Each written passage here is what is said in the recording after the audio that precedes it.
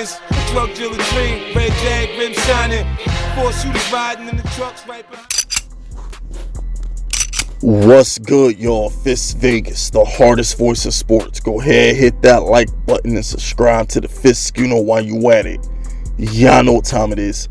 If you ain't with it, you best get with it. Now let's rock. Listen, hit the sub button, subscribe to my channel, join this Fist Schooner army, and get Fist Schooner tough. You understand me? When you done subscribing to my channel, go on over to Twitter, follow me at Bully Fisk. Okay, follow me on Twitter at Bully Fisk. I'm going to have a Twitter space later this week. You're not going to want to miss it. With that being said, let's get to the business. Let's keep it $150. The best player on our defense is either going to be Leonard Williams, Xavier McKinney, or James Bradberry. One of those three players are the best players on the Giants defense week in, week out. Let's get that out the way. I personally feel like when it comes to James Bradberry,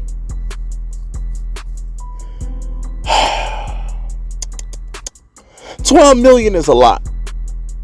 You know what I'm saying? $12 million in cap, that's a lot. That's a lot.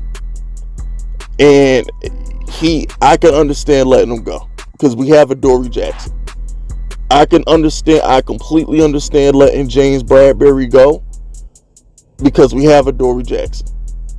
My whole thing is, if you let go of James Bradberry, then that means you're going to have to draft more corners in the draft to make up for him. Unless you're telling me you want to go into the season with Aaron Robinson on one side, Adoree on the other, Darnell Holmes in the slot. That's not enough. So you cut your nose to spite your face. So now, because you move on from James Bradberry, instead of addressing the tight end position, instead of addressing another edge rusher, another offensive lineman, because God knows we need 4 offensive linemen, we got to take one of those 3rd round picks, maybe even a 2nd round pick, and guess what? We got to get a corner to replace James Bradberry. We just do. You know what I'm saying? So I get $12 million is a lot of cap, but at the cornerback position, when we playing in the division with Terry McLaurin, with that arsenal in Dallas, and we still got to deal with Devontae Smith, who may or may not get better, I really feel like this is a situation where I would keep Bradberry. I would try to extend him, restructure his contract so he doesn't eat up as much cap space, but I don't want to get rid of Bradberry. He's still our best corner. He's the best corner we have. I like Adoree, but are we sure we want Adoree to be the best corner on our field? Are we sure about that? And I don't know who the defensive coordinator is going to be, but if we bring in Wink Martindale, he had corner galore in Baltimore. He's a coverage guy. I mean, when I got a lot of Ravens, I rock with a lot of Ravens people on my main channel, bro. What they got? Oh my gosh, I'm drawing a blank.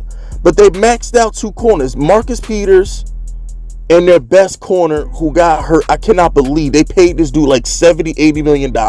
I can't even think of his name. But they had Jimmy Smith, they had Marcus Peters, and they had they stud corner. They had 3 elite corners. And now you're going to bring Wink Martindale into a situation where you're going to get rid of Bradberry. All he's going to have is Adoree. We saw how bad his defense looked when he didn't have corners out there in Baltimore. So I'm a little skeptical. As far as Saquon Barkley goes, okay? As far as Saquon Barkley goes,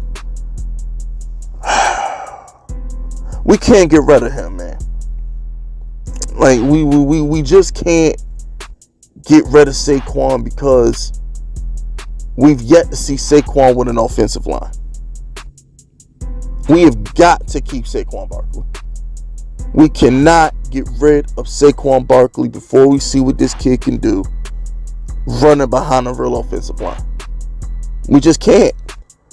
I can't we're probably going to take 2 offensive line. We're probably going to get the best right tackle, and we're probably going to take Linderbaum, right?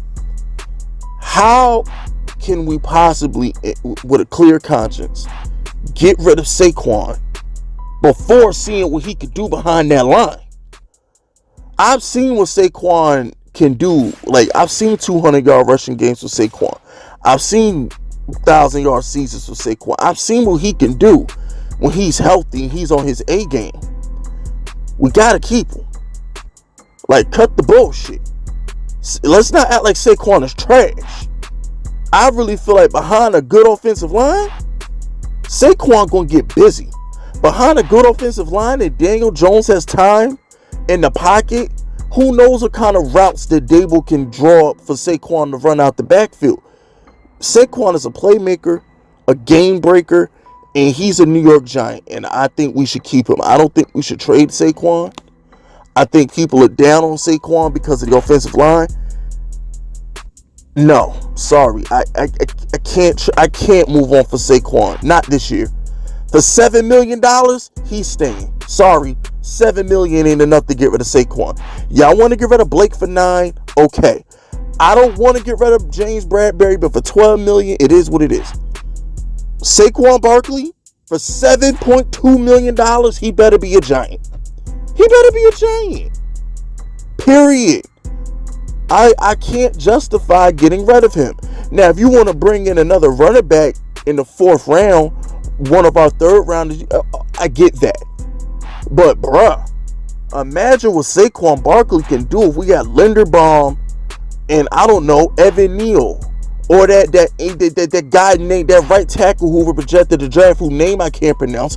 We put him over there opposite Andrew Thomas, and he's just like, yo, what if we get some fat motherfucker in the 2nd or 3rd round to go at left guard to replace Will Hernandez? I mean, we might be cooking with grease.